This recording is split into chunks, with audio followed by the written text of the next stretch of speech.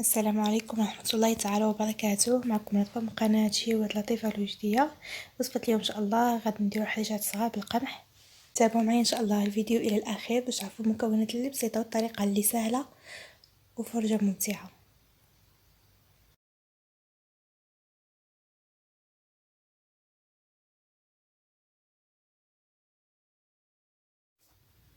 ونبداو على بركة الله. بالنسبة للمكونات نحتاج دقيق القمح الكامل، يعني به من الخلة ديالو الرقيقة، الملحة وخميرة ديال الخبز، يعني الخميرة الحبيبات، ونحتاج كمية من الزيت. بالنسبة لدقيق القمح يعني نحتاج تقريبا واحد 500 غرام. غادي نضيف لها واحد الملعقة مع مرش ديال الخميرة ديال العجين، ونضيف لها تقريبا واحد نصف كأس ديال الزيت. يمكن لكم ديروا زيت زيتون، يعني انا درتو بالزيت العاديه. غادي نحاول نخدم يعني قبل نضيف واحد الكميه من العسل، يعني العسل خصوصا اذا كان يعني العسل حر يعني يمكن مزيان. نفضلوا على السكر سنيده، ما كاينيش يعني بلا ما ديروه. صافي هذا مكان غادي نخدموا الخليط ديالنا او دقيق القمح مع الزيت حتى يعني كترمل مزيان. يعني هادو هما يعني كما نقولوا الامور الاساسيه في الحرشه، باش يعني ما تجيش يابسه، ما كتجي يعني خفيفه وكتجي يعني هشيشه بهذا المعنى. صافي غادي نضيف هنا شويه ديال الملحه يعني باش ما نساوهاش. ندخلها حتى في وسط العجين وغادي نعجنو بالماء يعني عادي. يعني واحد الملاحظه هنا بالنسبه لاي نوع ديال الحرشه بغيتوها تجي هشيشه وكتجي خفيفه، ضروري ما يعني تلقوها يعني العجينه كتجي ملخوفه شي شويه، يعني شحال ما يعني خفتوها يعني كتجي هشيشه في الاخر. صافي يعني حتى كنحصل يعني على هاد العجينه هكا، يعني هاد الصوره كتوضح يعني اكثر. ناخدو طاجين ثقيل او المقله اللي كطيبوا فيها الحاجه. عندها هنا بشويه ديال الزيت نمسحها بها يعني كما شفتوا بديك العمليه.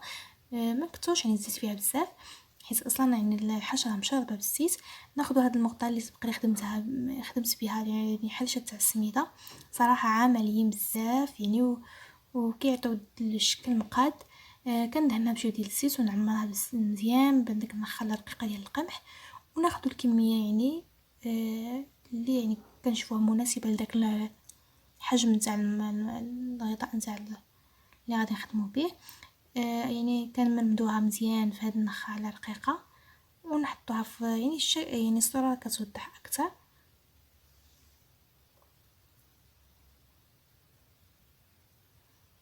صافي كنحاولوا نحيدوا داك الفائض او الزائد ديال النخاله باش ما تحرقناش، ونوضعوها بكل سهوله في الطاجين ديالنا.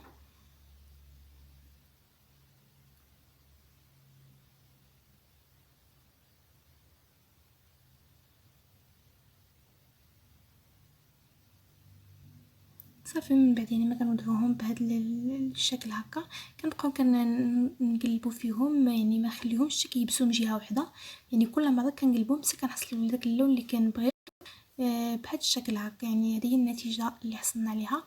يعني صراحه صدقوني انهم كيجيو رائعين. يعني ملاحظه ان دائما النار ما كتكونش مجهده عليهم، ما تكونش ناقصه باش ما يبسوش وباش يجيو طيبين وحمرين بهذا الشكل هكا. قدمناهم مع العسل. نتمنى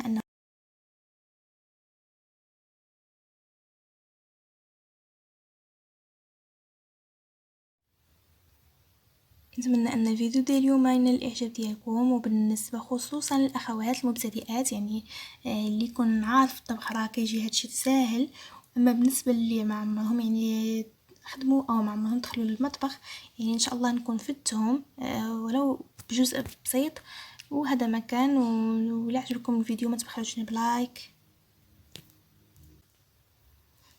واللي مازال ما انضم لينا يشارك بالضغط على زر الاشتراك وتبارطاجيو الفيديو مع المعارف ديالكم والاصدقاء ديالكم، وتفعلوا الجرس باش توصلوا ديما بجديد ديال القناه الى وصفه اخرى ان شاء الله. والسلام عليكم ورحمه الله تعالى وبركاته.